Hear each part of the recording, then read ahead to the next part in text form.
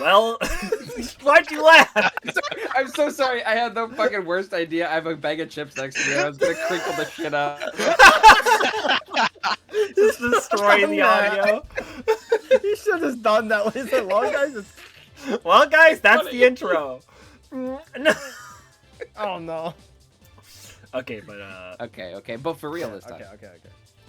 well, guys, it's been another amazing month of gaming. We'll talk about that in a second. I don't know if it's really been that amazing, say but that. You could definitely say that. I won't agree with you, but like you could say that. yeah. Well, I mean, you guys having fun this month? I know Safari Week's going on right now as of the time of recording this. Yeah. Yeah, it's going great. Uh, I caught 7 shinies already. Wow. Wow. Yeah, I haven't found anything. He's so good. I caught 3 Chansey, and none of them had a lucky egg, and I'm really mad about it. Yeah. Well, I I'm told more you, mad it's a- because, like, it's supposed to be a 19% chance per Chansey if you use the method, but I've caught, like, 3 out of the last 15, which is, like, maybe more than that, but more like 3 out of 20. My odds have not been good. You haven't encountered 100 yet, so you're fine. Yeah. I guess I said 3 out of the last 15. That would actually make sense. No, it's more like 3 out of the last 25, which doesn't make sense. Mhm. Chat, I know how statistics work. Unlike Yeah. Microsoft. We'll get to it. We'll get to it. Good We'll get to it. transition. Well, okay, there's just one thing, guys. Sony clearly watches our podcast, and they're afraid of it. They're terrified of our journalism, because on the literal first of the month, after I had already made the video and had it, like, uploading, they announced that video games are over. That's right, there will be no more physical video games. Physical video games are done. As of 2 years from now, I think. Yeah, January beginning of 2028. Yeah. Yeah. Now, this is dumb for a number of reasons. Now, obviously, you know, most media in this world has gone digital, but, like, video games have been one of the real holdouts to it. And I've always, you know, I think when the Switch came out, around then, I switched to, like, mostly digital, but then over time, I've kind of gone back. Right now, I'm, like, 50-50 physical digital. And especially for RPGs, I love having my RPGs physical, which has been the bulk of my physical games. I'm trying to think what, like, non-RPG physical games I've gotten over recently. I think I have Astrobot. That's a cool one. Yo. Dokapon? Actually, never mind. Legend ZA when we were in Japan. Oh, yeah. Oh yeah, Legends. Oh, that's still an RPG. Barely. It's Quick, think Pokemon. of something, guys. No, but I have bought a lot of RPGs.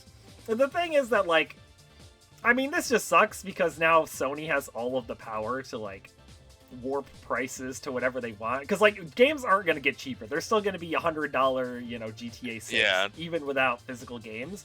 But now there's no option to get them used, or, like, you know, sometimes big retailers will do discounts for games. Like, I was at, you know, you can go to, like, your Walmart and find, like, Sonic, I want to. I was gonna say Sonic and Sega All Stars. What's the newest one? Sonic Racing Crossroads. Sonic X Shadow. Yeah, Sonic Racing Crossroads. Yeah, or like, Sonic X I Shadow. see that for like $20 at like big retailers.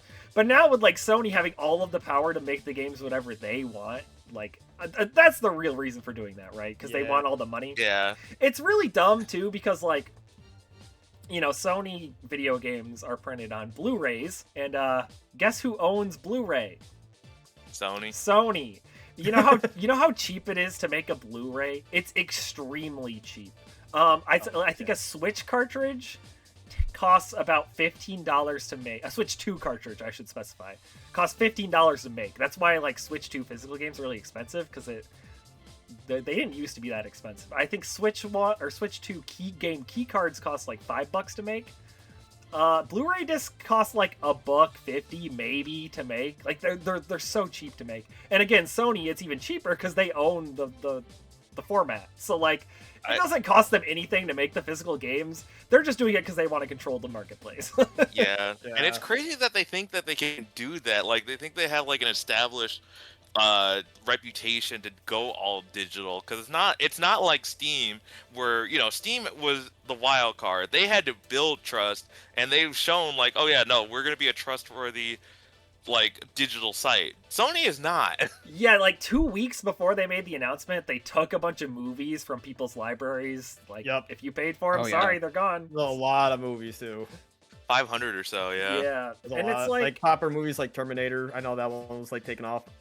right, yeah. So those are all gone. So it's like, okay, what's stopping them from just taking my game collection now? Like, I don't know if I Exactly. trust you. with Yeah, this that's stuff. why I'm like sketched the heck out because I'm not buying a single digital game on PlayStation ever again. Like, And I just don't want that to happen to me. And the thing is too, like Sony has thought about this in the past, but they've always gotten like lawsuits over it, claiming it's a monopoly. And so their defense was, well, you know, people have the option to go physical, so that's why we can't lower the prices on our digital front because the option to go cheaper is on physical fronts. Well, where's that defense now if they go all digital? Yeah, there's. So Sony. there's- Sorry, go ahead. No, Sony is gonna be staring down a lot of lawsuits, because I think a few of them have already started to surface. There's like one for 470 million that's gonna hit like literally the first day they start doing this. The crazy thing is that they're saying like, oh, well, everyone's like 85% of PlayStation players go physical or go digital rather than physical, but then like that's apparently not even true. There was a big leak for one of Sony's big developers. Who developed like the newest Ratchet and Clank game? Does anyone remember? I think it's no. Insomniac. Is that Insomnia? right? Yeah, Insomniac. I think it was like Insomniac Games had this big leak like a couple of years ago that like, and as part of that leak, we saw like all of their sales numbers, and their sales were way more like 50-50 split for like their physical to digital games. So like this whole 85% number that they've been throwing around for the longest time isn't even real. Like they're just making it up. So I don't know. Yeah. That's a man. What I see happening in the foreseeable future is there probably will be a front where a lot of people are gonna jump ship, but then there's gonna be those diehard PlayStation fans, you know, the ones who buy the yearly releases of like Call of Duty, of GTA, or sorry, FIFA, things like that, who they know now they can just jack up the price, so those games are gonna go to like $120. PS6 is gonna be like $1,200.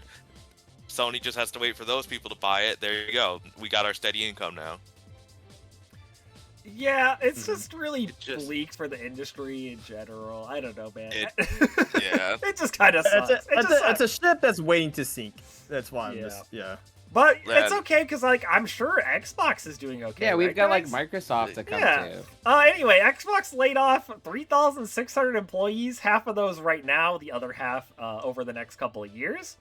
And that's like what, a fifth of their employees. Yep. Yeah. something like that. Yeah. Yeah, That's a so lot. Xbox recently got a new CEO who took over from the old one, and she's been doing a lot of restructuring. I mean, Xbox, let's be honest, it's been a mess. The old CEO was just buying companies left and right for like no reason, and then like doing nothing with them, which was a whole other problem.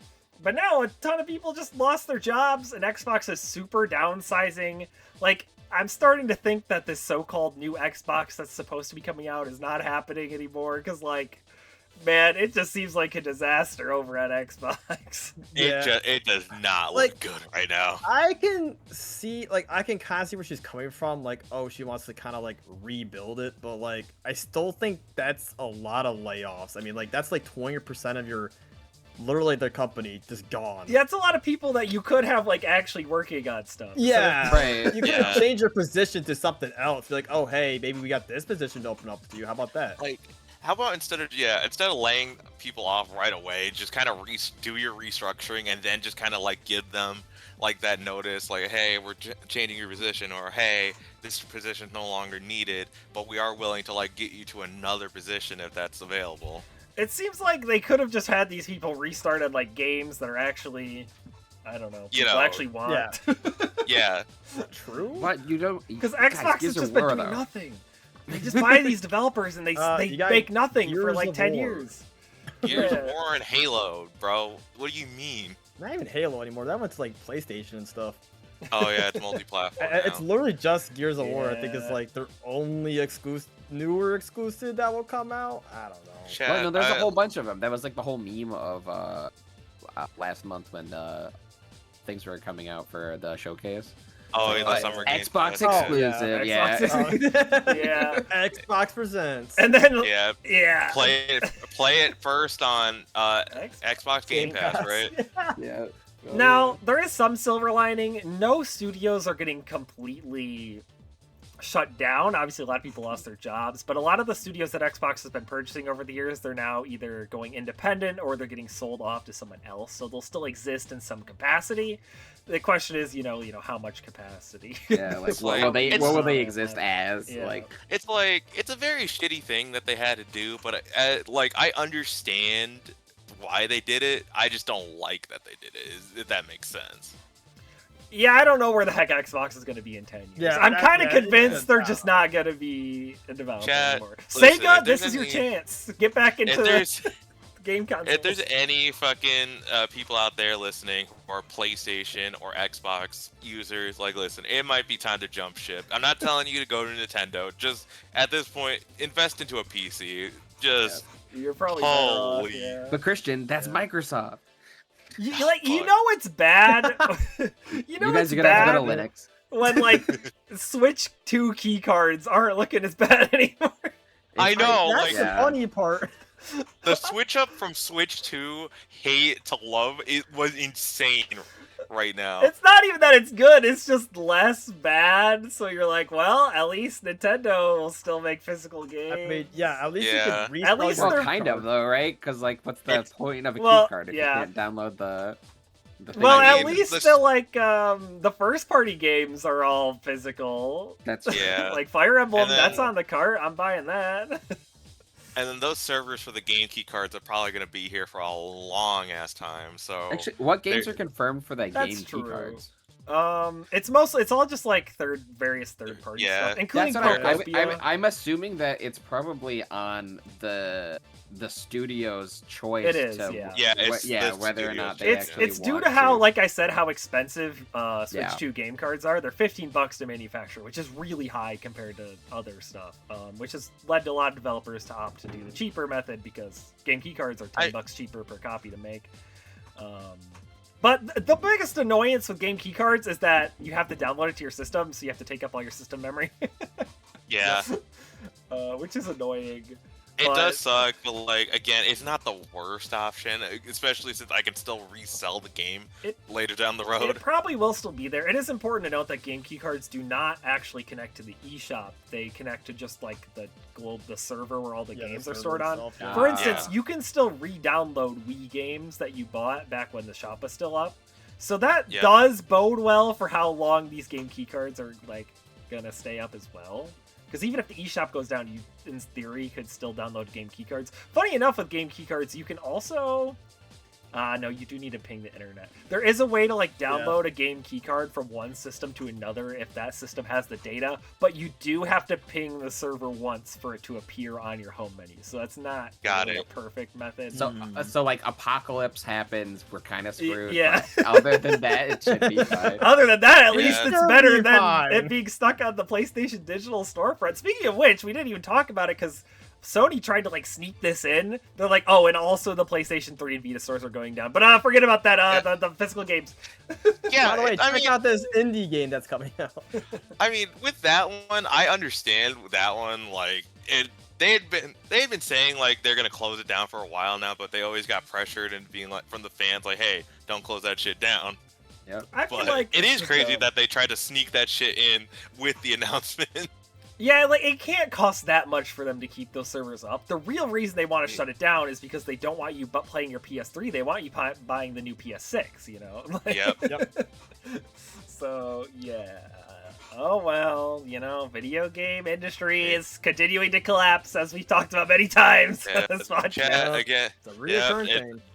Chat, you don't need the newest release on a game. Unless if you are going to guarantee play it day one, just play your backlog at this point. True, that Backlog podcast. Backlog podcast. That's what we're doing. My game came out in... Actually, when did my game come out? Hold on. 2019, 2020. No, we didn't. There's no shot. Yeah, it did. Yeah, 2019. yeah, 2019 that's it? That's crazy. 2019 for Steam, 2020 for all the other consoles. Yeah. Oh, yeah. There you go. Anyway, but we're not talking about that yet. We are talking about It's one never- last thing that we're gonna sneak in here. True. Yeah. Mario Kart Tour is ending. It's over for this end of servicing. No. Fire Emblem Heroes will be the only Nintendo mobile game to live on. They That did is the crazy, Persona though. 5 collab. No. They did? That'd be funny. No, imagine. Imagine that. That'd be hilarious. That would have been hilarious. But yeah, Mario Kart Tour is ending. I mean, I don't know how many people still played it, but like that game has a lot of content that's just gone now. Yeah. I mean, didn't they start like integrating that into like Mario Kart Deluxe? Like They had did some it- for DLC. They It was did like 8 maps. Deluxe. You can play some of the maps. But there's still a Yeah. ton of tracks that are locked to the mobile game that are just That's they're gone. fine. The tracks weren't very good. I mean, what? I mean, I to mean- be fair, is he wrong? I mean, what's probably gonna happen is we're gonna get an announcement from Nintendo, like a direct, and like, oh, Mario Kart World DLC featuring tracks from Tour. Like, okay, I wonder how that would work though, just because of how World. Like that's always been the question: is how the heck is World gonna do DLC? Because the open world thing, like they'd have Oh, to build no. on to the Just existing make world. or you just make another map. I guess, yeah. But I don't know how much time and how much room that'll take up. oh, you know, they'll just take the map they already have, recolor it. There you go. Like, oh, it's an autumn theme now or a winter theme. Ooh. You know what else is autumn themed? Yeah. Nothing. I just couldn't think of a good transition. However, I was gonna say they released Mario Kart Tour 2. And maybe Oh, that would- true. It's crazy that Fire Emblem Heroes is going to be the one mobile Yeah, of game all Nintendo- the besides games, I was not Pokemon, because expecting Fire Pokemon's its Emblem. own thing. Pokemon Go and Fire Emblem Heroes, huh? But even Pokemon, it's like Nintendo only actually owns like what, a fourth of the Pokemon company. Yeah. So it's like Not a whole lot. if we're talking like strictly Nintendo games, it's like it's just Heroes. Jesus. So that's funny. Fire Emblem Heroes is still releasing updates. I just saw the new banner dropped. yeah, isn't like a Lear in it? No, it's oh, it is actually. There's like the Lear with Sami team up or something. That's funny. Yeah. Also, Yeah. your main character's future daughter or something. I stopped paying attention to the story. Anyway, What is going on? who cares about Fire Emblem Heroes? We got Fortune's Weave coming out soon. Am I right? True. Heck yeah. What? we'll 2 be months playing. from today. 2 months. A four-player co-op playthrough on the podcast. Look forward to That's true. Yeah. Wait, Yeah. there's 4 heroes you could choose from. All right, Oh everyone. wait, we can each pick a character. Yeah, wait, that's a good idea. Mhm. Yeah. Hey, Christian's played Fire Emblem now, so Yeah. That's Yeah. yeah. But I guess want to start out talking about our games we played this month. On to Sure. the games. On to the news. Who wants to start? Who started last time? I think it was Logan. I think I did, yeah. Alright, So what yeah, else do you yeah. do?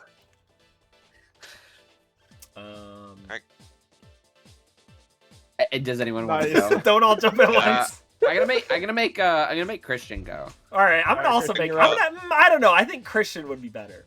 Okay. Yeah, that's Christian, fair. you're up. All right, Christian, you're up. No, you. All right. I can go first. All right. Great gamer, Tell us strap about in. Yokai Watch. I will tell you all about Yokai Watch 2 Psychic Specters. Now, as I mentioned in the last podcast, I had played Yokai Watch 2 Bony Spirits, and if you didn't know, for some reason that game got like not only a like 2 releases, but then they made an Emerald version, which was Psychic Specters, the game I played, which added a bunch of new content. The whole point of this game this month was just so I could get that new content, and if I wanted to just jump right into the new content, this version does allow you to import your save from other versions, such as Bony Spirits or Fleshy Souls, and you can continue right where you left off. But I didn't do that. I said fuck that. I wanted to re-experience Yokai Watch, and in hindsight, I probably should just transferred my save. But it's fine. It's fine. It's whatever. So to go over Yokai Watch 2, it is both a soft reboot and a sequel. So like at the beginning, they kind of like skim over the origins of like the Yokai Watch and everything, and then onto new stuff. So you play as either Nate or the male. That's protagonist, me. or Wait a Katie, minute. the- I'm in the game. Whoa. Nate from Pokemon They stole that Black from Black to White too. Yeah. No. That's Nate Adams. He has a last name, all right? Oh. From the Adams family. Oh. Yeah. See, I'm in you the got Adams it. family. I didn't know that. Yeah. Yeah. You're crazy and you're kooky. Huh. Oh. Scary and spooky. Sorry, we're So not you- doing this. Okay, yeah, you're. So you either play as Nate or you play as Katie, as you live and explore the fictional town of Springdale using your yokai watch to solve problems involving the yokai. Wait, it's Uh, not real? It's not real. It's- Well, I thought you were gonna say the fictional town of Tokyo. no, what the That's fuck? hilarious. That'd be so I mean, good. Springdale is heavily influenced by like major cities in the U.S. and Tokyo, but like, no, guys, it's Springdale. Okay, I kind of like Oh, like The Yeah. Simpsons. it. Yeah, Springdale. Yeah, Yeah, Fuck. Springdale. this is going good. This is going great. All right, so quick go over a quick summary of the story is, problems are occurring in the past, 60 years into the past, and you are told to go back in time to help your grandfather Sorry. deal with a new threat in town. I just heard back in time and my brain instantly went to back in time to the first We're gonna Thanksgiving to get turkeys off the menu. God damn it! Editor, play We're that good. clip. Actually, don't play that clip. It'll probably get Don't you play the clip. copyrighted. Go ahead, go ahead. That'll probably We'll- get copyrighted, don't it? No, just flip it upside down, put a okay. No, it's filter like, over it. it's like a you're fine. commercial. It's fine. Yeah, okay, it'll be fine. Yeah, so we're going back in time to take yokai out. So, yeah. So basically, there's time travel in this story while you're still solving yokai problems, but you have to also go back in time. So you're probably First asking, Thanksgiving. God damn it! That By was the going way, so this great. is news to me, and I played the first part of the game. I don't remember there being time travel. I guess I didn't get that No. far. Yeah, literally, you play one chapter, and that's the abridged story, like to get you familiar with the world and setting of Yokai Watch, and then it jumps into the time travel story. Oh. So I if you had see. just played like for another hour, you would have been into the the story, I the new see, story. I see. So it doesn't take that long to get into the story. It's just we'll get there, But let's talk about the yokai. What are the yokai? Yokai are the mythical creatures and spirits responsible for many of life's daily annoyances / problems. So like if you have a problem such as like you losing a sock in the dryer, probably a yokai. Getting so hungry you eat a ton of donuts meant for the company meeting, yeah, that's a yokai's fault. Yeah, Bill. If you Trigger. understand that, that's a reference. Yeah.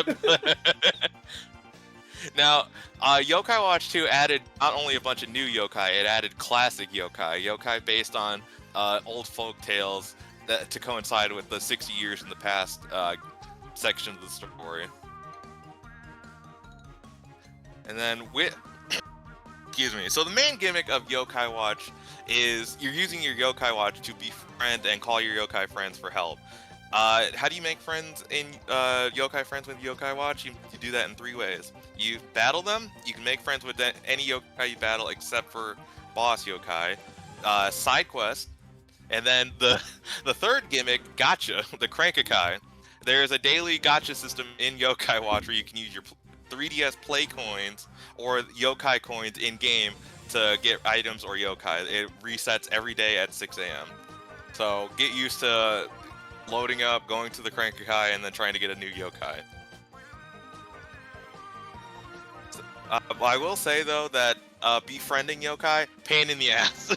The reason, now I will say that it took me 35 hours to beat the main story. Usually it takes you about 24 hours, something like that. The reason it took so long is because I was trying to befriend as many yokai as I could. It's a pain in the ass because it's a random chance. Like each yokai has a different rank and it's a different level of friendship to it. So like rank E yokai are the easiest to befriend, while rank S are the hardest ones. But even if you do everything, so like feed a yokai its favorite food, bring a yokai with the popularity skill, which increases friendship rate, it's still a random chance. You could still fail the 95% and not even get the yokai at all. So yeah, that's great. Oof. Yeah, it's very fun. So it means you have to keep doing battles after battle after battle, which takes me to the battle section, the battle gameplay of Yokai Watch. Now, with battles, you have input over 4 things Ultimates, which if you do a little touchscreen mini game, and if you know like Sonic Chronicles or Naruto Ninja Storm on the DS, yeah, it's basically Very like that. specific, by the way. Yeah. You have to know only those 2 games. Nah, it's fine. It's fine. Yeah, you play little touchscreen mini games. You spin around. You draw little shapes. You tap the balls. Once the meter is full, you launch a super attack. Then you can target. So you can target specific yokai. Tell your yokai to target that target, or hit. You can even like hit specific weak points with it. Purify. Again, if yokai get inspirited, which is basically a debuff in this game, you can purify them, and I hope you like more touchscreen mini games, because that's how you purify them. And then items, you can just use an item in your inventory. Now, other than that, you have no control over the yokai. The yokai just, it's auto battle. They'll do what they want. They'll physical attack. They'll magic attack. They'll do their own in spirit, so they can spirit the enemy yokai. But other than that, sometimes they can just loaf around. You do have some control, so like you can change a yokai's personality, but that's it. Otherwise, good luck. It's like everyone's favorite battle facility from the Emerald Battle Frontier, where the Pokemon just do whatever they want. Yeah, Oh, baby. no. Yeah, it's totally great when you have like the health, like the boss has like a tick of health and your yokai decides to loaf off instead of just hitting them. Like, yeah, that's fun. Now, the reason it's called Yokai Watch 2, besides being a sequel, is because you do get a second Yokai Watch. It's called the Yokai Watch Model 0. Now, it adds new elements to battle where you can do a Super Ultimate, which is basically for the cost of your Yokai Soul Meter and the 2 adjacent ones, you could do a super move, which is basically like a Ultimate with more power to it. And then you could do the poke mechanic, which allows you to do a variety of effects to the enemy yokai, such as you can befriend them easier, do a set amount of damage, things like that. Now, I wanted to go quick over the new content for Yokai Watch Psychic Specters. The reason I wanted to jump in to this adventure in the first place is because apparently they added a lot, like at least 30 hours worth of content, and I sped ran through it. So they added a bunch of new side quests, new bosses, and new locations such as the Hex Express, a train that lets you encounter a variety of yokai, making them easier to befriend. So basically, just a lot of hard to get yokai were made easier to get if you just ride that train. Now, to go over, I really did like the new content, because it was insane how much effort Level 5 put into Yokai Watch 2, specifically Psychic Specters, because there was a lot of anime cutscenes, there was a lot of cutscenes that were new to coincide with the anime, because the anime was very popular in Japan at that time. And yeah, it just felt like there was a lot of love to this game, and I really enjoyed it. And the presentation for this game, for the 3DS, it's really good. Like, the locations were big, but not too big. They were still like 3DS size. Like, they were compact enough to where it wasn't going to be a pain in the ass to explore, but there were still plenty of secrets to have. And then finally, the music was okay. It's a bit over reliant on the slide whistle, and Nate, you've heard it on BGMQ. You know what I'm talking about. But it does Oh, the I job. sure do. Yeah, you sure do. You sure do. Yeah, Yokai Watch. The Yokai Watch Yeah. slide whistle, my beloved.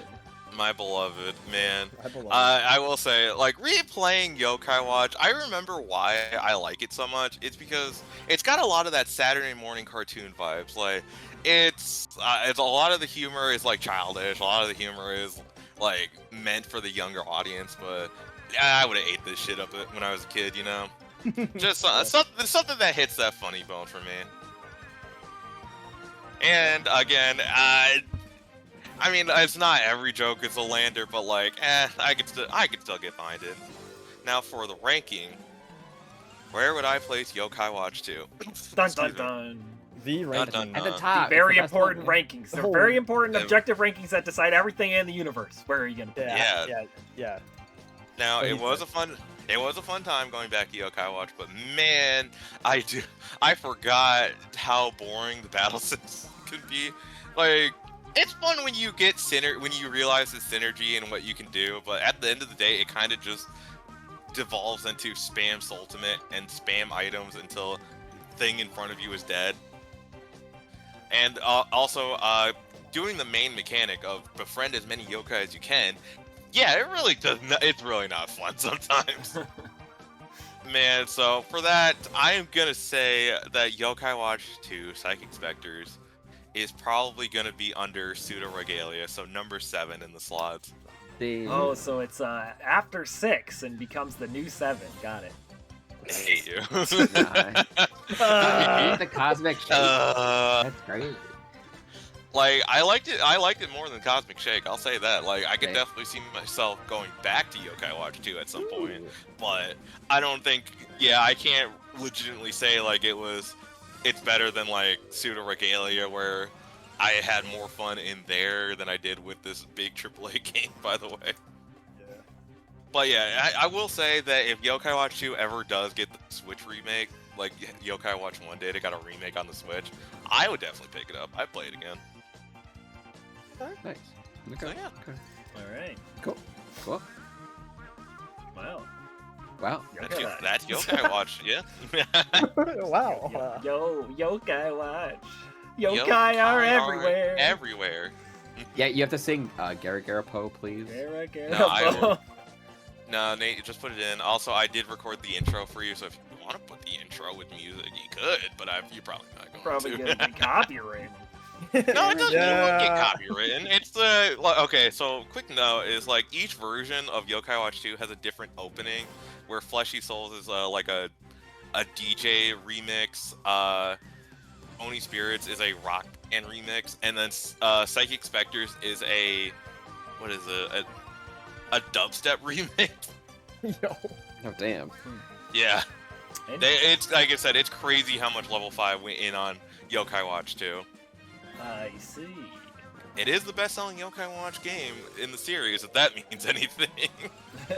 Not to me, but it does to an next contestant. But it's- That Wait, is who true. is? I don't know who's next. I guess I can go next. Shit, wait, that doesn't make any sense. The joke it makes it means a Well, lot no, to me. Christian, don't worry. It's we all know who it's gonna be, but I was gonna be the viewers, Christian. yeah. Fine. Fine. Fine, if I had it. I'll go. Oh, okay.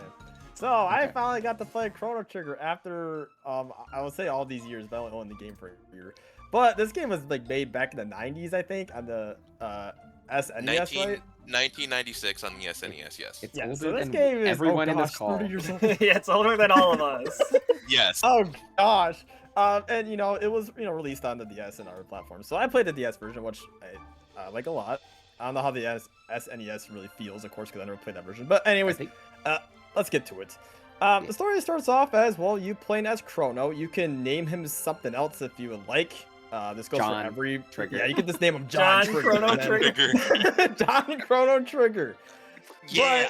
Yeah, you can name all your party members after whatever the heck you want to name them, but for the sake of my first time, playing through the game, we're gonna go with their default names. It only makes sense. So you get to play as Chrono, and you live in the town of Truce, and the Millennial Fair is going on to celebrate. I guess the town being that old, I guess. And they're holding a nice fair, and your mom's like, "Oh, go to the fair, it's so cool." And it's like, "Oh, yeah, go. You gotta play some games and get some cool points." Yeah, there's you a can the buy stuff robot with guy it. who sings. Yeah, the robot guy who sings and beat him up. Yeah, that's Gato. But it's very fun. You get to play a lot of mini games. But before you go, she mentions that one of your friends, Luca, is making kind of like some invention going on at the fair, and everyone's like, "It's the big thing that's gonna happen. Like, what's this invention gonna be?" And Luca's, childhood friends, so you know her for quite some time.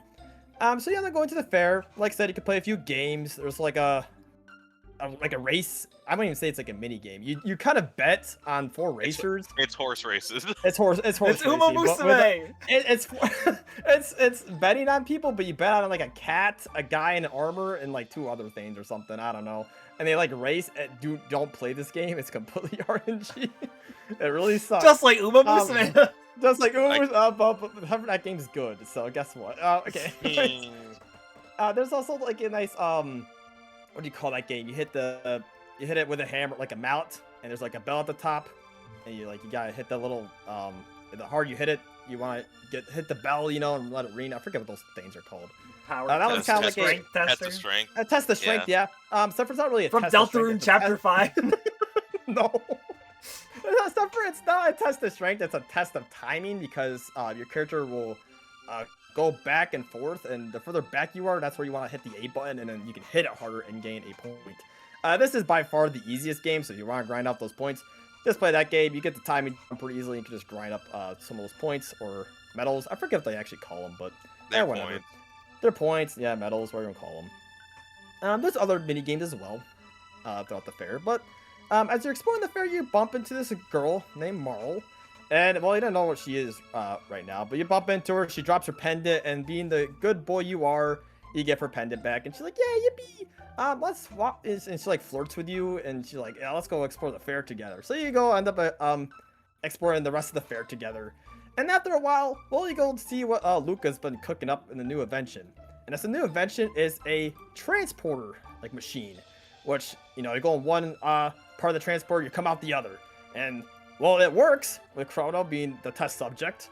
It works, everyone's amazed, you do it again, everyone's like, oh, it's like, it actually works. This is like a, this is part of the future, everyone.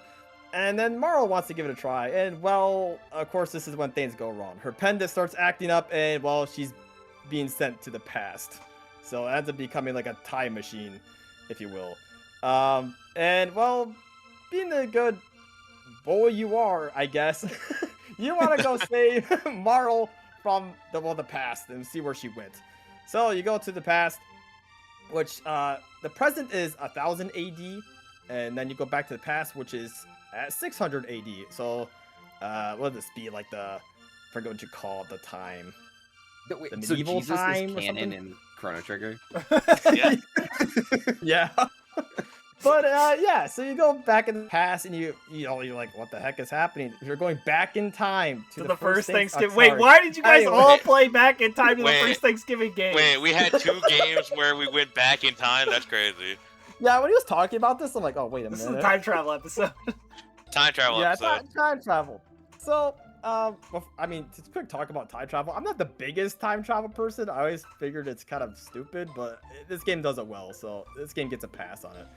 Anyways, you go back to the past, and you find Marl being a queen, and you're like, what the frick's happening? She's like, look, these people like me. Everything's cool. It's awesome here.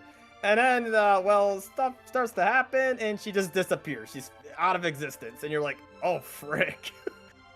And Luca eventually follows you to that time period and is like, okay, what happened to her? We need to get her back. It's like, what happened here? And what happened is that, well, the original queen got kidnapped, and Marl, looking like the actual queen, everyone thought the actual queen was Marl, but they never saved the real queen, and they turned out to be her ancestor.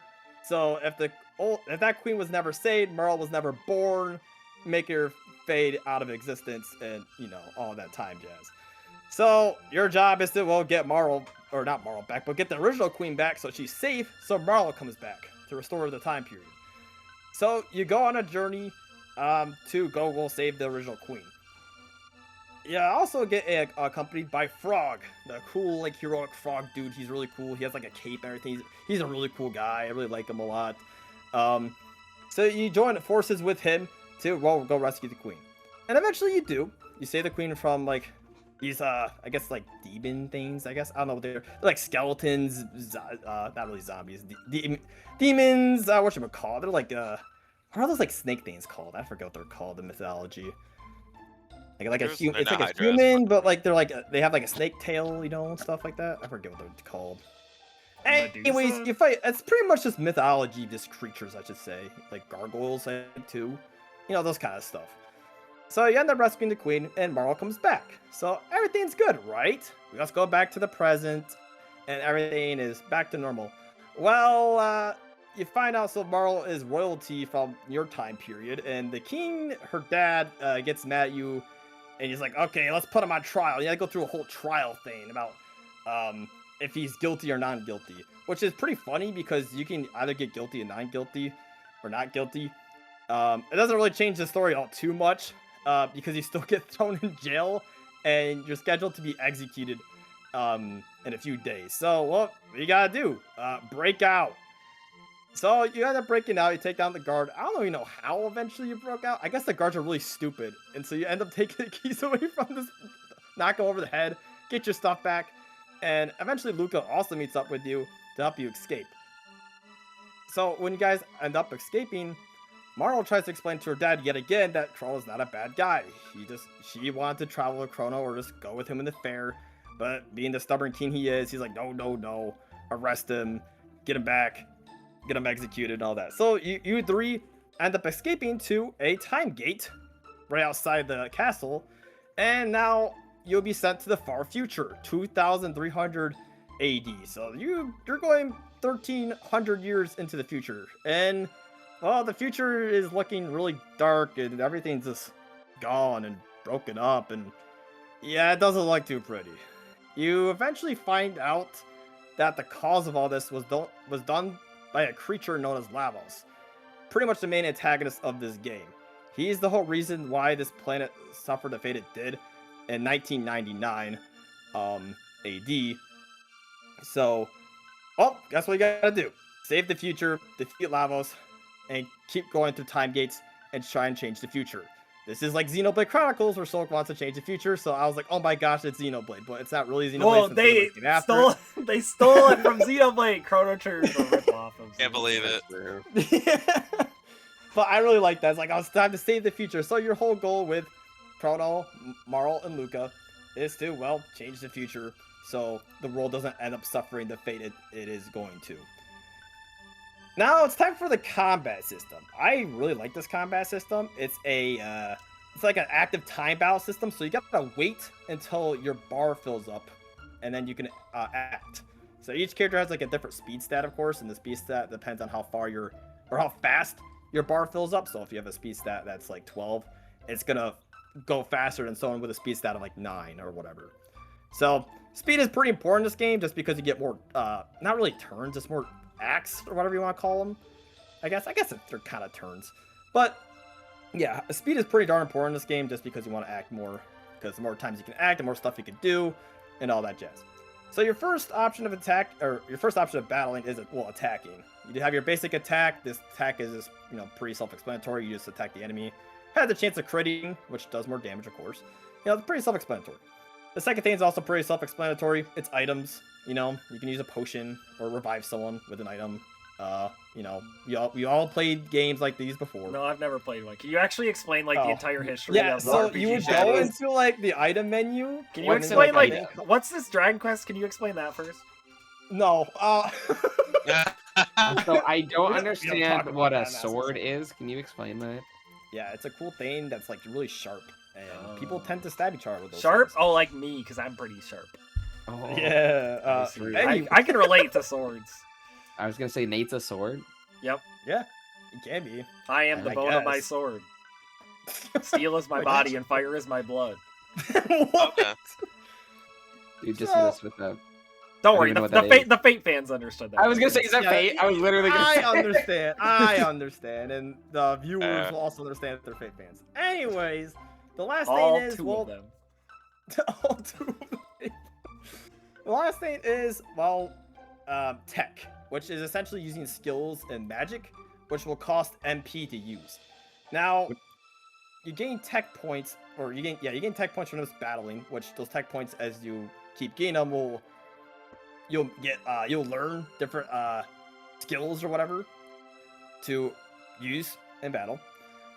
And I like this mechanic a lot, because you can get dual tech skills, which then 2 party members will be able to act at the same exact time, creating this like double move. Like, for example, Chrono can do this like spin attack, but if we combine it with Luca's fire attack, it's a fire spinny attack, and it does more damage, and it has a wider radius and stuff. So typically these moves, while they use both of your party members' act or turn to do that, it ends up being a bit of a stronger move than just acting alone. So keep in mind, you do want to wait until, it's kind of like a gamble. Do you wait for all your team members to have all their turns ready so you can act at the same exact time doing some powerful damage?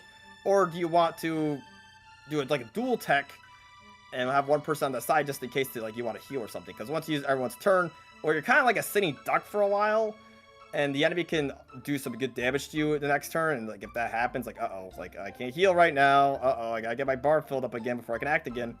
So it does come out of cost. And like I said before, there's also like triple text where everyone acts at once, making some pretty like crazy like magic damage, or it could be like a incredible like healing ability. These are like really powerful moves, but like I said, you gotta be careful with them, since if you do it and then you're, like I said, you're kind of like a sitting duck. Unless, of course, you increase your speed stat. Like I said before, the speed stat is very important because this lets you act more times. I guess things I like about this game has very this game is very serious, but also has goofy dialogue. It has like the nice balance of both in it, which I appreciate. You would talk to this like one enemy. He's like, we're waiting to ambush someone. And you're like, all right. And then you walk past him and he ambushes you. You're like, oh gosh, what the frick? And I thought that was pretty funny. I was like, all right, for the ambush. I'm like, all right, you enjoy your time. And he just ambushes me. Like, well, that's kind of rude. But I also have serious moments. Like I said, this is like, the world's like fate is in your hands pretty much. So there's a lot of stuff that goes down in the game. There's one big spoiler toward the end of the game, I guess. Probably like when you're like 80% done with the game. There's something big that happens, which I was not expecting the game to do. Like I said, I went into this game totally blind. So when that thing happened, if you don't, you know, I guess. When that thing happened, and I was like, what? Like that just happened, I guess. Okay, cool. But the game definitely lives up. I know a lot of people who played Chrono Trigger in the past says this game still lives up to this day, and I have to agree with that. It's crazy that this game was made back in like 1990s. This like 30 years old, and this game did just do all this.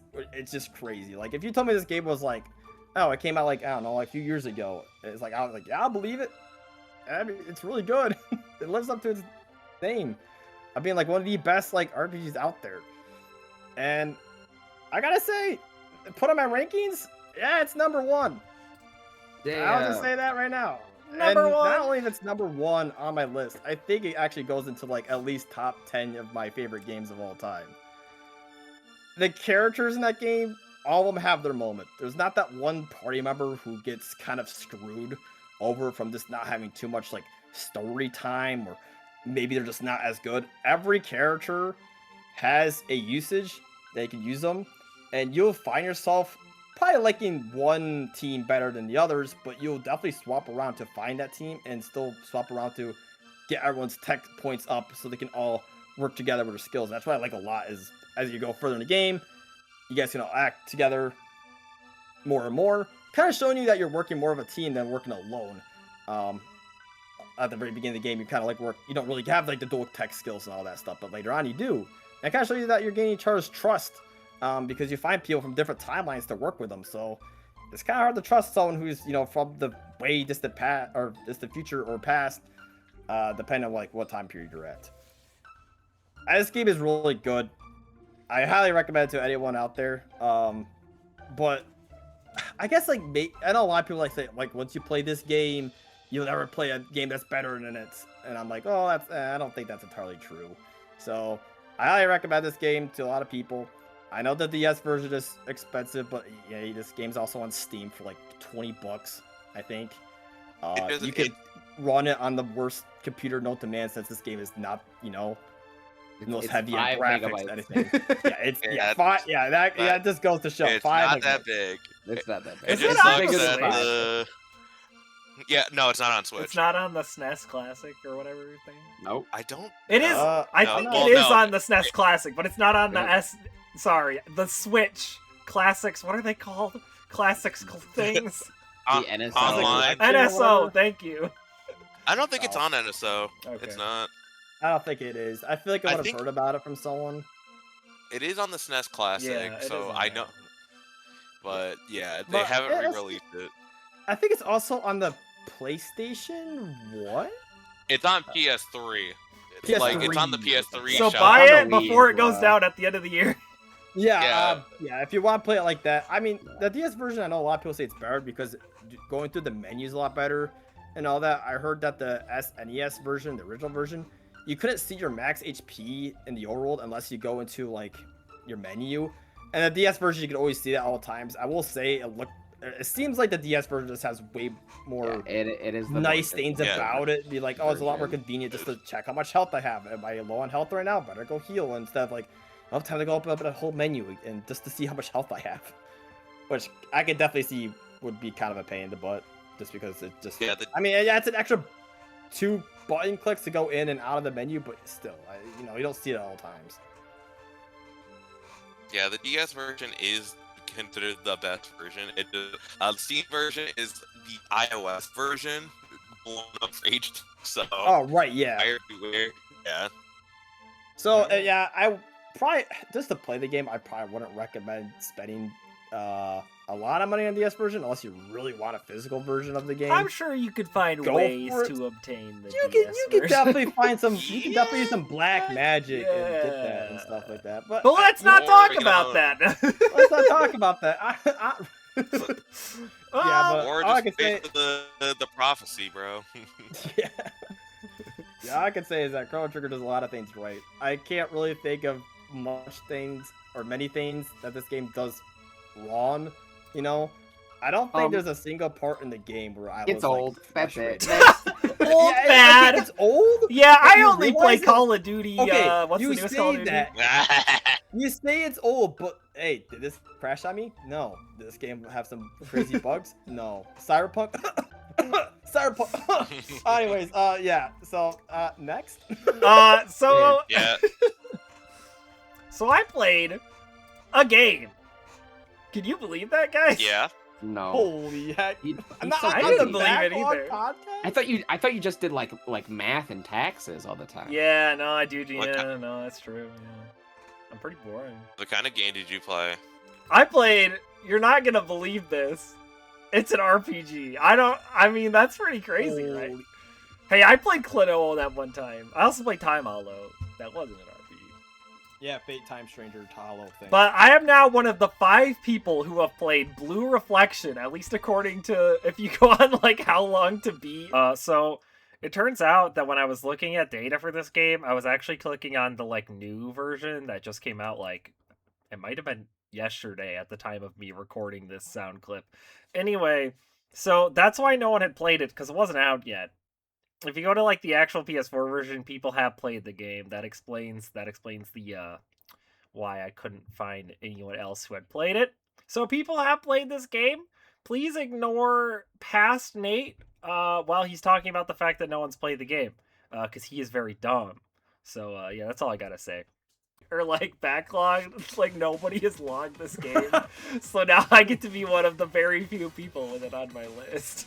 Let's freaking go! Which is kind of crazy. I didn't actually look up sales numbers or anything, but like this game spawned a small franchise. Like it got a sequel, a mobile game, an anime, all of which are packaged together in the new collection. That wasn't out when I did this, so I had to just play the old PS4 version.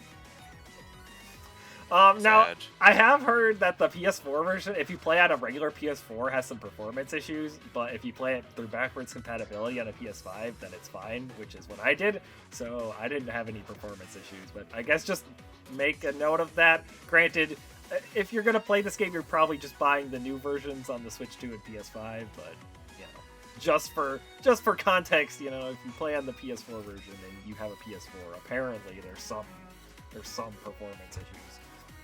But You want that physical media? Stay it alive. Keep it alive. that's true, yeah. I think the physical version of the new one is like Asia only or something, so that's kind of a Yeah. problem. There you go. But what is this game? I've been talking about it, but we don't even know what the game is besides it's an RPG. Well, Blue Reflection is a magical girl / slice of life RPG. But don't worry, guys. You do fight God at the end. We'll get to that. I mean, it's a JRPG, so you have to. Yeah, we already knew that. So we like, already know. Surprise! so don't get too comfy by the fact that this is anime high school. Like you are gonna fight God at the end. So spoilers, I guess. I don't know. That's not really a spoiler. Everyone knows you're gonna fight God at the end. So you play as a character, Hinako, who is I think a first year in high school. And she was like she was a dancer, right? She did dancing, and she was really good at it. But then everything changed when she pulled her ACL. No, I actually don't know if they say exactly what happened to her leg, but she messed her leg up, and she's probably never going to be able to dance again. No. So she's very depressed about this, obviously, because that's like her thing. It's like her entire life has been dedicated to dancing, and now she can't do it anymore. Mhm. But so she shows up at school for her first day, and she runs into a girl who like recognizes her. I think she was out of school for a while because she, because of her leg. And this girl's like, "Oh my gosh, Hinako, you're back! You're so epic and cool, and I think you're great." And she's like, "Stop talking to me! I suck, and my leg is broken." And then the other girl's like, "Oh," and then suddenly her emotions start going crazy, and Hinako suddenly gets transported to a strange world. And she's like, "What the heck?" And then she gets attacked by this crazy looking enemy. And then suddenly she's told that she should become a magical girl. And she, there's no Kyubey. So in this world, being a magical girl is a good thing. So she's like, okay, I guess I will become a magical girl. And when she becomes a magical girl, she discovers that her leg works. And she's like, oh, wait, this is epic. My leg works again. And then she fights off the enemy. So then she gets introduced to the other two playable characters. There's 3 playable party members. Their names are Yuzu and Lime. They're fruit-themed names. I think Yuzu is like a citrus fruit. Yeah, it's like a lemon. Yay. Yeah, and then Yeah. there's Lime, which is a great name for a character. Imagine being named Lime, especially in Japan. Like it's like what's up? That's kind of cool to me. You'll never guess what color her magical girl outfit is. I mean, it can't be green. So. Purple? It's green. Yeah, it's green. Oh my god. Oh. But yeah, she meets these 2 other magical girls, and they explain to her that they're magical girls, and the world she just was transported to was called the Commons. The Commons is kind of this, like, I don't know, this alternative space that exists in the world where, like, human emotions kind of go. And also there's a lot of demons there. Demons are bad. And it turns out that this school is actually built on one of, I forget how many they say, 7 to 12, like ley line points throughout the world, where kind of like the Commons, I guess, is more closely. See, I already knew this is going to be a problem because some of the lore, I was like, I don't remember exactly what the lore was. But anyway, wherever they are, the school just happens to be built right next to one of these points where like the Commons is connected to like the world. And these big demons known as Sephiroth, it's like Sephiroth but without the H. They're trying to get to these points, and like, bad stuff happens when the Sephiroth get to the points. So apparently there's like other groups of magical girls throughout the world, each near these points, and their job is to protect them. And Hinako's like, well, I'm not sure, but then she's told like, oh, but if you help us and if we defeat the Sephiroth, then your dream can come true. And she's like, oh, I can make my leg better. So she's like, all right, fine, I'll do it. I'll be a magical girl because I want to fix my leg. Also, I like being a magical girl because I can move around freely. So this kind of starts off the main loop. That girl you met before as well, you kind of patched things up with her. See, she was going rampant because her emotions went crazy, which obviously causes her fragment, which exists in the Commons, to like flare up, and so Hinako has to go and find their fragment and kind of like make amends with them or like get their emotions back in check, and then they return to normal in the real world. After they return her to normal, Yuzu and Lime are like, here, take this ring, it's a good luck charm. And she's like, okay, whatever. So she puts it on, and by putting it on, she kind of becomes part of the crew. So basically, every time a Sephiroth shows up, like, time freezes for everyone except the magical girls and anyone they've given the ring to. So anyone with the ring can also still move around. And the more people with rings, the more, the more people you have bonds with, the stronger the magical girls are. So your whole goal is to make friends with people from school, to give you more bonds, to be stronger, to be able to fight the Sephiroth. So there's 4 Sephiroth that you fight, and you fight them each at least twice, because the first time you're not actually strong enough to fully defeat them, just enough to like get them to fuck off. But then eventually, once you befriend all of the characters, there's 12 main girls that you befriend throughout the game, then you're able to actually kill them. Speaking of those demons and the Sephiroth, I think a strong point of this game is the design of both the locations and the enemies. The demons in the Sephiroth look really cool. I have footage of the first one you fight, who's this crazy looking demon thing that's got like 3 layers. He's almost like 3 demons stacked on top of each other. The second one you fight is a rank 10 Yu-Gi-Oh monster. You know, the big, like, cannons. He's just it's a giant cannon. The Dreadnought? Yeah, it's like a giant cannon battering ram that's also a Boral monster, so it's got a bunch of other cannons. Like, it's just 5 billion cannons. The third one you fight is a biblically accurate angel, and the fourth one is a Gundam. And they all look really cool. And the enemy designs in general are just really cool looking in this game. There's also different commons you explore based on different emotions. So there's like the anger zone and the sadness zone. And they look really cool. I like the visuals a lot. There's a lot of like, it's like fantasy world kind of blended with the real world because it's, you know, the commons is kind of combining with the real world. So you have like, you know, half broken like street signs and stuff combined with like this fantasy landscape. And it looks really cool. That said, the areas themselves are pretty simplistic, which I guess to explain that I've got to get into the main gameplay loop. Because this game has 12 chapters, and each chapter kind of has the same loop. You're usually introduced to a new girl. There's some interludes that happen mid-chapters as you're slowly getting introduced to each of the girls in order. And you kind of do their little story, you get introduced to them, something inevitably happens that causes their emotions to flare up, you go restore their fragment, go back to the real world, and they join the squad. And once they're like part of the squad, you can then spend your free time with them. So every day after school, you can choose to hang out with them, and then you can go to different locations. The locations are randomized, and you'll have like a little event with them. And then at night, you can choose to do a couple of things. You can just go right to sleep if you want to just make it quick, or you can prepare for the next day, which will cause different random events to trigger, which will increase your stats permanently, which is good to have. But what's so unique, and the reason why you want to do these bonds, is because of the two main progression systems. So this game does not have traditional level ups. You don't get any EXP from battles. Instead, the way you level up is by increasing your bonds. So sometimes you'll get a level up just by playing through the chapter, like beating a chapter. But if you progress your bonds enough with the different girls, then you'll also be given a level up. And once you level up, you can choose like 4 different stats to kind of focus on, and once you hit a certain number with those points, you'll gain certain skills. So let's say you want to invest in attack skills, you hit like 15 attack points, and then you learn a new special attack skill. The other things you get by bonding with the girls are their fragments, and these can equip to your other skills. So each fragment has like an effect. Like let's say one is like increases target's defense. Well, if you equip that to a skill that restores all allies' HP, that skill now becomes restores all allies' HP and increases their defense. So you can get really crazy with like mixing and matching the fragments and attaching them to different pieces. Like you could stack 3, like skills have like 1 to 3 slots depending on the skill. So you could take a skill and just attach like 3 damage buffs on it to just make it super strong, or attach all kinds of different like bonus status effects to it, which is pretty fun. I like mixing and matching the skills. I thought that was probably one of the most fun parts about the gameplay. The other thing that happens is that in order to progress the chapters, you have to do side quests. It's kind of like Xenoblade 2, Torn of the Golden Country, how you have to like do side quests in order to progress. You have to do a lot of side quests to progress through the chapters in this game, which will often lead you to going into the commons. And the commons are these kind of set areas where you just kind of run around and fight enemies and collect items depending on whatever the quest is. And once you enter combat, it turns into a turn-based RPG, but it has its own unique system.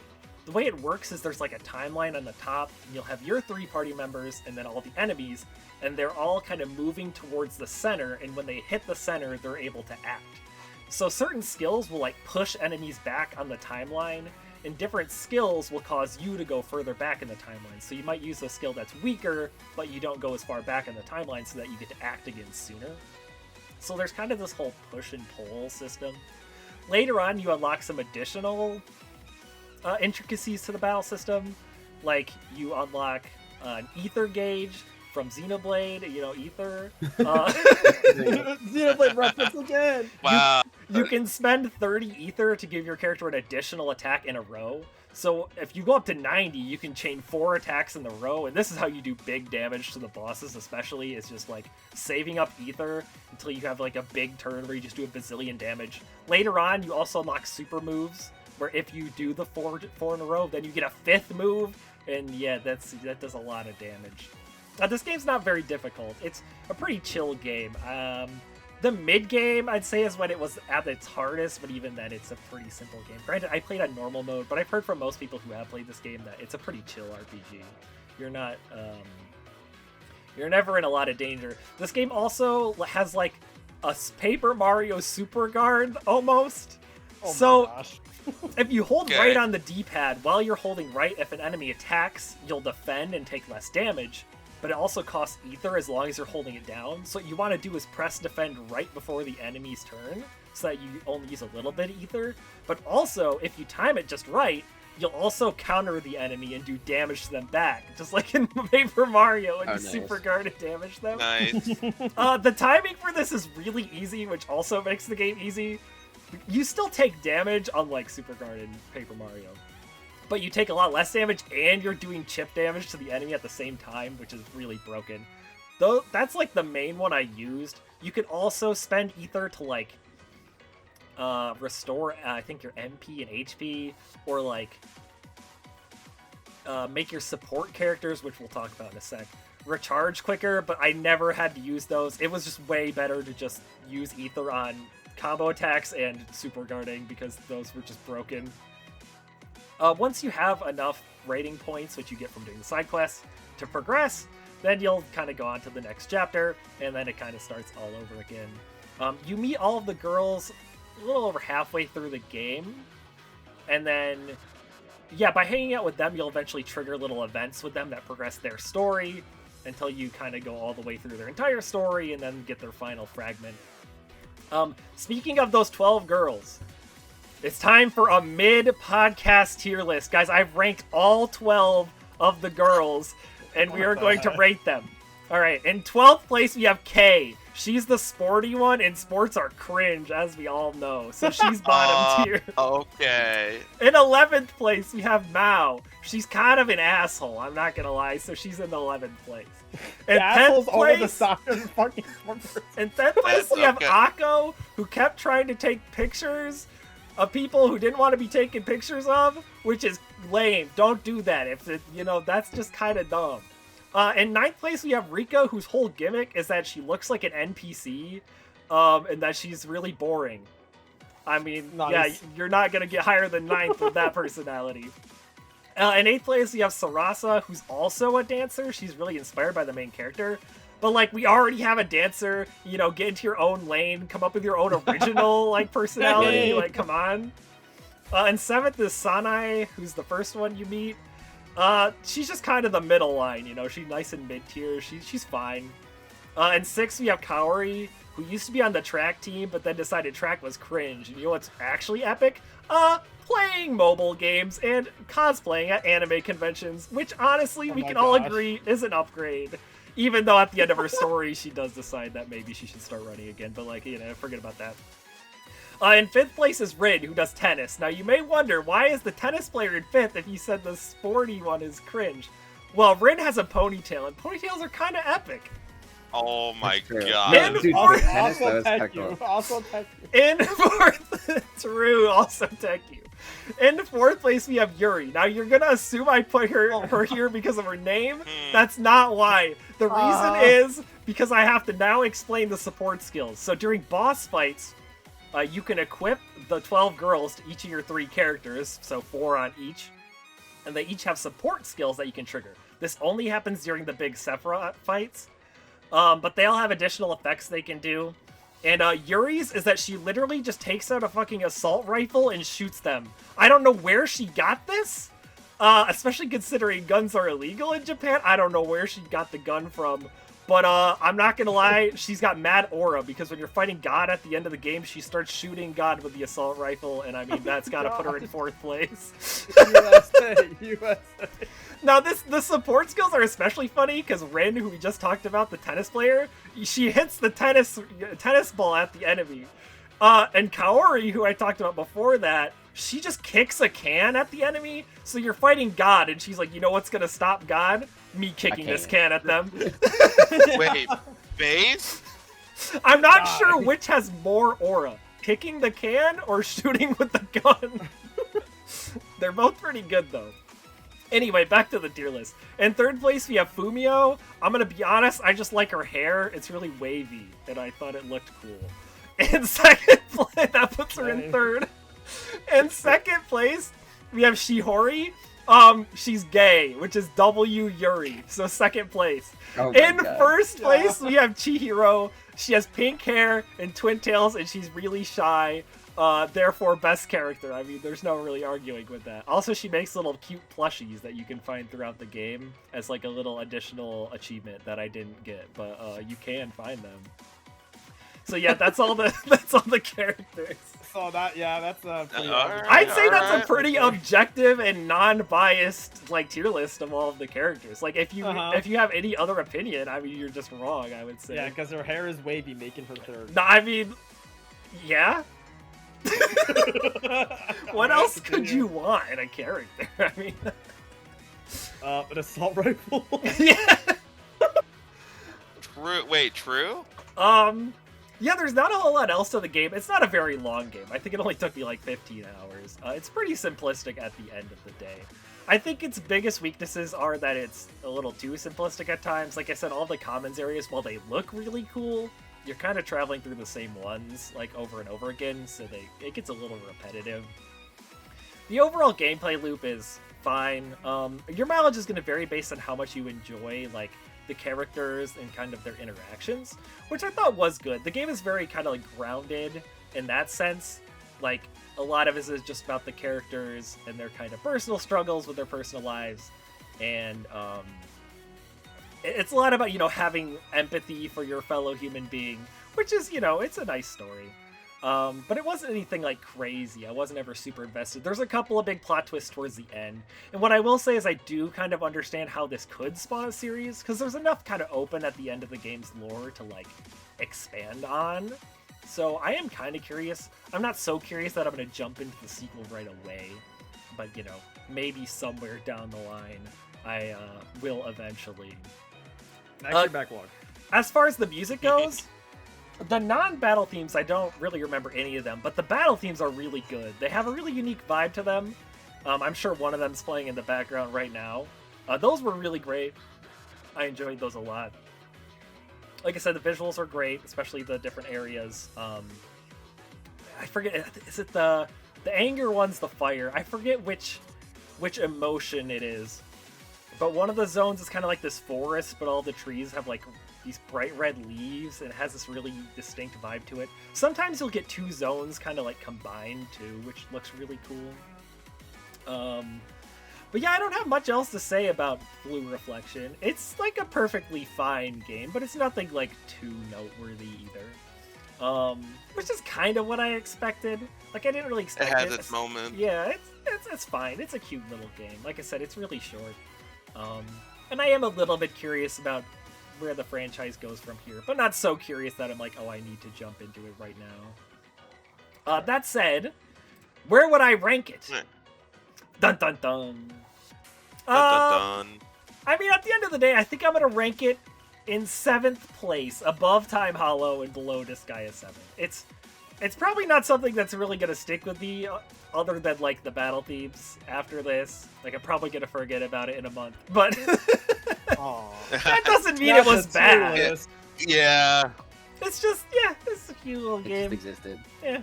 It was a Fine. fun time while you played, but you're definitely there's like bigger things on the horizon that you're probably gonna have more Yeah. memories of as you go on. Yeah. Certainly. Yeah. So, yeah, that's Blue Reflection. I mean, part of the reason I played it is because I knew it wasn't going to be a super massive game. So, I'm not disappointed or anything. It's just, you know, 7th place. How it goes, how the cookie crumbles. Yes, that's how the cookie crumbles. Well, that just leaves one more person. Speaking of cookies, this is my third game that I played with bugs in it. Oh Oh, no. God. That's true. That is It true. is true. They put bugs in They it put- in Hollow wait, Knight. which game? Recoded? Well, and Hollow Knight, Yeah, obviously. Recoded and Hollow Yeah. Knight. Yeah, no. Yeah. So this is Nice. I played Bug Fables, which is you know, it's a really good. It's a guys. This game might surprise you. It's really good. It's if you've ever heard of a little series called Paper Mario, What's it's- that? It's sort of like, oh, okay, Yeah, so what's a Paper you know Mario? Mario, right? The plumber. Yeah, He No. goes, "Yahoo!" That guy? I've seen the Mario movie. Yeah, no, I know that guy. Okay, Chris so Pratt. imagine that guy, but he's flat, Oh, and Flat he- Stanley. and he wields a powerful hammer. Okay, no, I got you. But no, scrap it. Imagine he's Bugs, Oh, Bugs. and then okay, you kind cool. of get the gist of No, this. I got you. No, I completely follow now. No, it makes sense. So this game takes place in the world of Bulgaria. You meet. I'll kind of get into the synopsis, I guess. You start off as Kabu, which is this kind of green beetle guy, and he is joining up with some random. He's like a wannabe adventurer, because he hasn't adventured. And to do that, you kind of join this sort of guild that kind of goes around and does quests and explores the land. And so he gets paired up with this kind of loudmouth bee. Her name is Vi, even though I may call her V during any of this point because it's Vi. That's like That's it's, fine. her long name is Violet, so it should be Vi, but you just call her V the bee. And they get paired up, and they're kind of like at odds with each other, really starting out. But they get sent into this cave called Snake Mouth.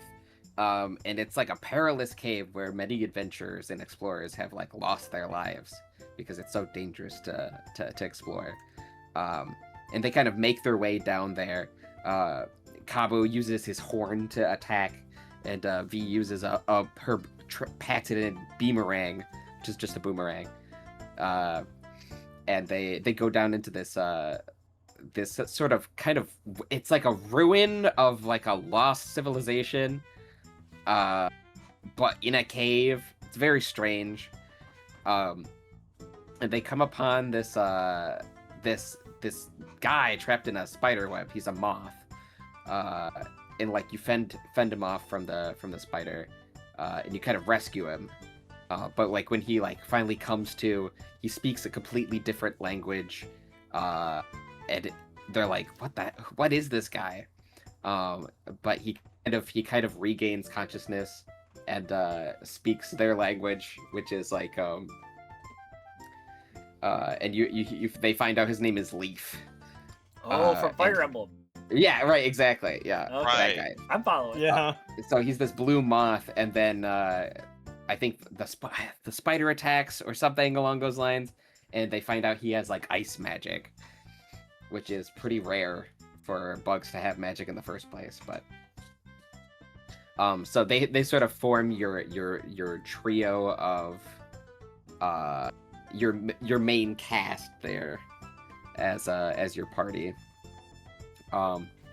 And is Bug Fables: The Everlasting Sapling is the name of the full name of the game, because they're on this quest to find the Everlasting Sapling, which is like a tree that's supposed to grant eternal life to whoever eats it, finds it. I don't know. Just whoever munches on the leaves. Yeah, whoever essentially, munches on the I mean, leaves. Yeah. Oh. And so you're kind of in the world of Bulgaria is actually just someone's abandoned backyard, basically. There's like the desert area, which is just a sandbox with like a water spigot running through it. There's just like weeds. There's like this abandoned area. There's a tire. I'm a tire. Just like a whole bunch of things that are just like, there's just like cracks in the pavement. And they sort of created this world in someone's backyard, sort of like, like you would like as a kid, like, oh, this is the ant kingdom and they're in the middle. That's and, fun. Yeah, and then there's the bee kingdom and they're up in the hive up here, but they're right above the sandbox, and so there's like a little settlement in the sandbox. And there's people in the jungle, the far grasslands. And so you explore all of these areas while sort of like meeting this very lovable cast of characters. There's like there's a praying mantis with a big blue sword. That just like is like this like kick-ass guy. He does like so much damage. Are you talking about Maki? Yeah. Oh, that's- from Danganronpa that's an ant, by the way. V3s. That's an ant. He's tall for Yeah. an ant. Yeah. I guess ants are kind of tall, actually, now that I think about it. Yeah, There's they're lanky. moths, there's ants, there's beetles, there's ladybugs, there's wasps. The wasp army is like a main antagonist in the game because they're like trying to, for some odd reason, they keep attacking the ant kingdom. Like there's political intrigue, the tensions are high between a bunch of different factions. Like the ant queen is sort of this masked figure for most of the game, and she's just like, I thought she was going to be the final boss, honestly. Like she was like so obsessed with finding the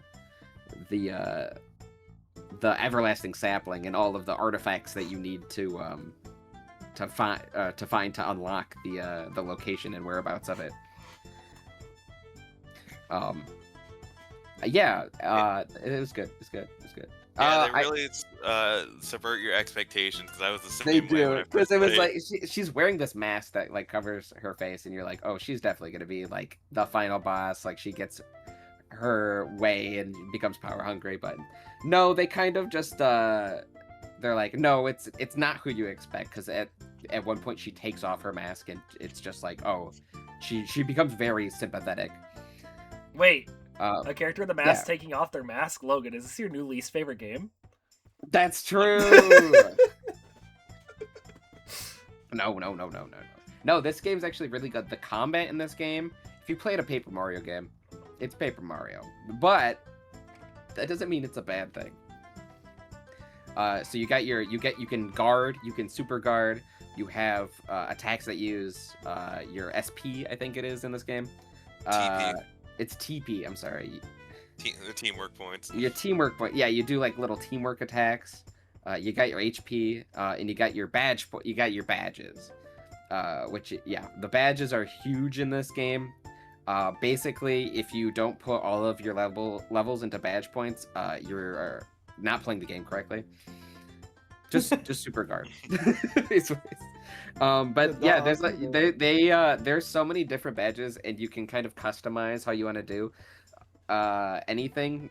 There's like a poison build you can do, where if you're poisoned, you have like a status condition, you can like benefit off of it. They have like resistance badges. They have ones for if you're in the front or the back.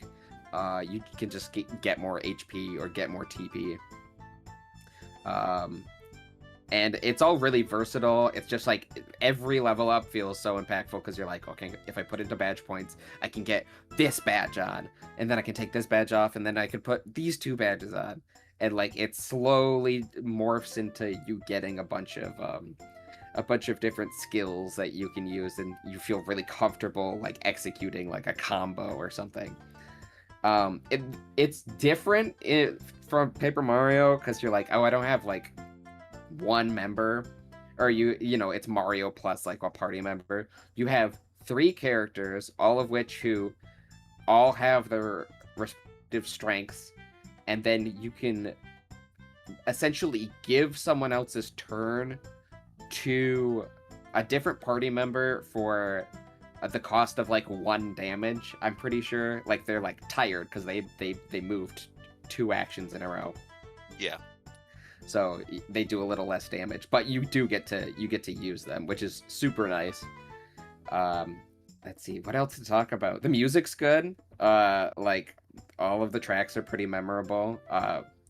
You know, just shout out to like the main town theme. What is it? Ant. Kingdom. The ants. Just the Ant Kingdom theme is really good. Yeah. Yeah, that one. Yeah, it's good. What else is in the game? God, there's so many characters. The writing's like awesome.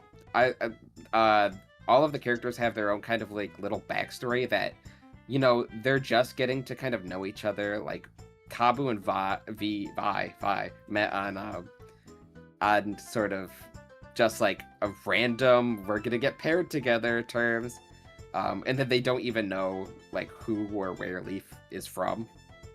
and you kind of like learn that as they all have their like own little side quests, and you also don't know what Kabu's gone through or what Vi's gone through, which is super cool. You sort of reconcile a bunch of their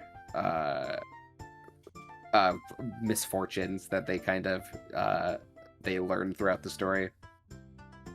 Yeah, and it's really good. I'm probably forgetting something really important. The bosses are hard for some of them. You can get stuck at a couple points. And it definitely pissed me off. The backtracking, it's a Paper Mario game. There's backtracking. Yeah.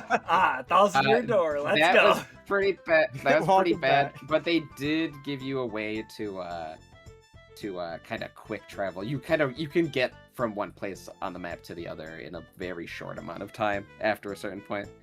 And there's a cool card game in the game as well, which is pretty... Hearthstone.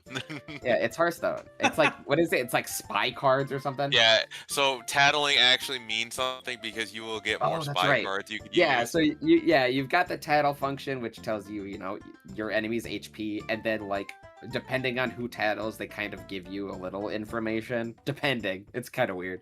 They like talk as themselves as they're tattling. Yeah. So you kind of get their like perspectives on it depending on who you choose to tattle.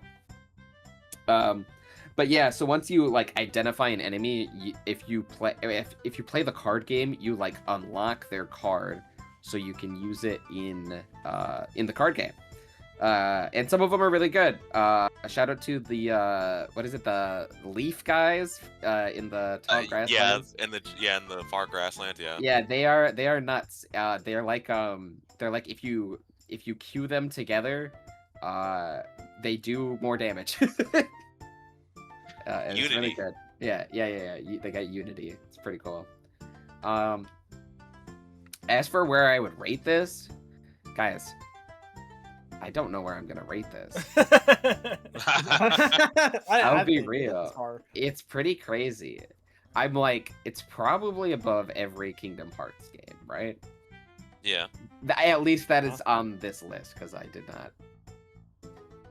not. Kingdom Hearts 1 and Kingdom Hearts 2 are probably better than it. I wanna say. I think I liked it more than Mina, I'm not gonna lie. I think I liked the writing more. There was more to do. So yeah. I think I'm gonna put it in... is it better than Kirby, though? A toughie. Yeah, you know what? I'm gonna put it in number 2 slot. I think it's better than Okay, I'll take it. I think Hollow Knight really has a lot of stuff that... Yeah, no. I think that's fine. Yeah, number 2. Right. Bugs. Because Logan loves his bugs. Dude, I love bugs. They put bugs in it. They put bugs in it. Bug Fables had that advantage, bro. It's great. The bug. Yeah, it's really good. Yeah. All right, well, that wraps up another 4 games from the backlog. Guys, we're making so much progress. What episode is this? Episode 7? No, 8. 8. Is it really that? We did December, yeah. Yeah, this is episode 8. We did December last year, then we're not the 7 month. Yeah. It doesn't feel like that long. No. I know, right?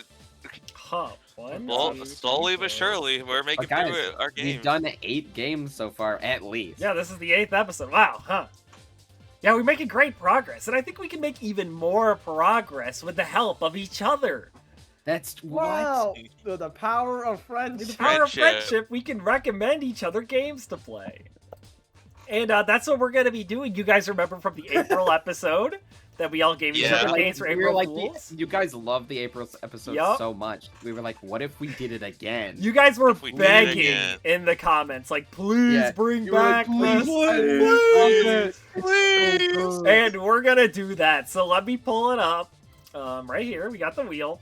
Now, the way I kind of figured it out was that there's only 2 possible scenarios that work. Now, unfortunately, as you can see, the wheel kind of cuts off the long text. I think it's But, up in the top right there. You They can can see see it on the top right. right. We're Yeah, fine. so you should be able to see on the right now. So option A is that me and Logan give games to each other. And then Triple C Gamer and T-Boy have to give games to each other, which could be kind of fun. The second option, though, is more standard, but it kind of flips to the other person, and it kind of just goes in a circle like we did last time. Whichever one doesn't get picked here will get picked in a later episode, whenever we decide to do this again. Because then that'll Nudge, be the nudge, last wink, person. wink. Wait, I'm sorry, we can't do. Yeah, we so... have to give games to each other at Yeah, some I point? logicked it out, and like it doesn't work because you always hit a scenario where somebody has to give one to somebody who already has Yeah. one, or they already did. It's with the coin flip. When the first and the third one will always work, but the second one is like weird. Yeah. So these are the only That's two scenarios weird. that work. Interesting. But yeah, we're gonna spin, and either scenario A is gosh. gonna happen or scenario B's happen, and then once we pick one, we'll just go in order and reveal our games luck. to each other. So you guys ready for the Oh. wheel? Yeah, No. good luck.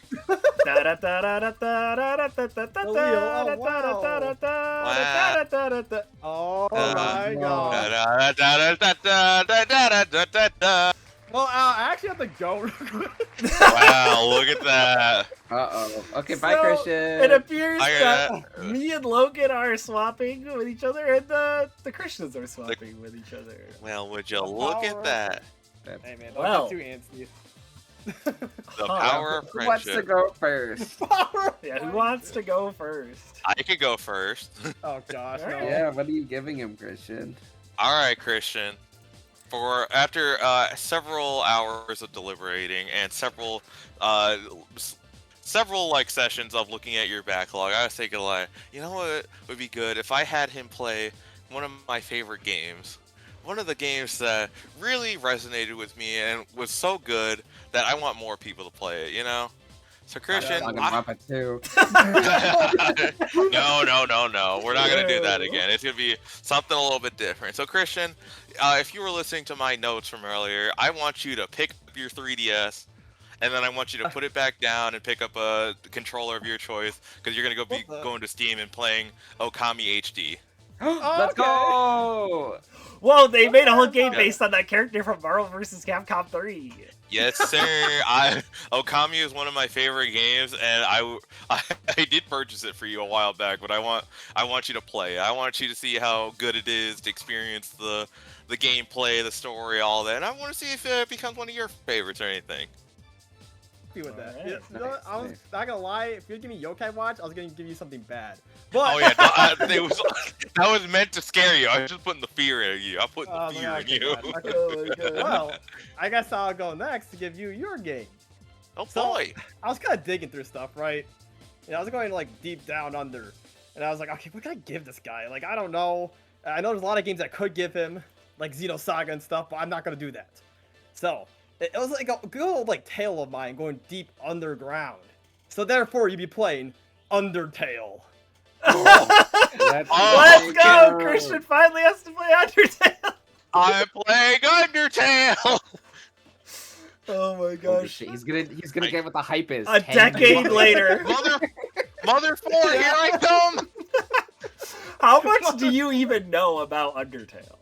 Nothing. I That- know Sand, I know Papyrus, I know Mother Goat, and that's it. That's honestly a good thing, because it's impossible. Yeah, that's Most good. people have not gone into the game as blind as you did, because it blew up so much. So you're Yeah. gonna get a fresher experience than most people. Dude, like literally, I remember when it was making the rounds, I deliberately was like, nah, I'm not interacting with Undertale. It sounds cringe. And so here we are, boy. Nothing. Well, you're gonna play it. Yeah, That's I'm ready. great. I'm excited. That's a short one too, so you'll have plenty of time Yeah, to. yeah, that's it's plenty not of long. time. Well, unless you want to do, a couple routes there. Yeah. Yeah, even then, maybe, it's not but- that Yeah. long of a game. Yeah. Yeah. Even then, like I think there's like what 3 routes. Well, there's actually a bazillion, technically. Okay, well yeah, well technically. There's a but, like, bunch of 3, little. like, Don't main- spoil it. Let him play the game.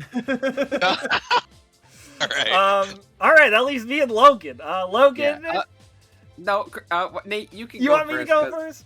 Yeah, it's So, all right. Logan, I deliberated a lot. It was really difficult. With my brother, I knew immediately. I guess I'm gonna have to wait a few months on that one.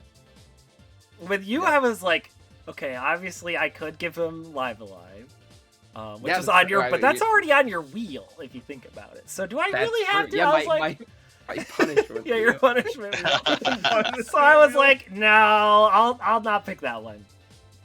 And then I was like, man, Logan hasn't played my literal favorite game, so I could make him play Pokemon Platinum. And that was what I was thinking for a long time. Holy shit, dude. But instead, I was really thinking, lately I've been in the mood for some classic old school games. A couple episodes ago I played Earthbound, and with all this stuff happening in the gaming industry, I want to return to simpler times.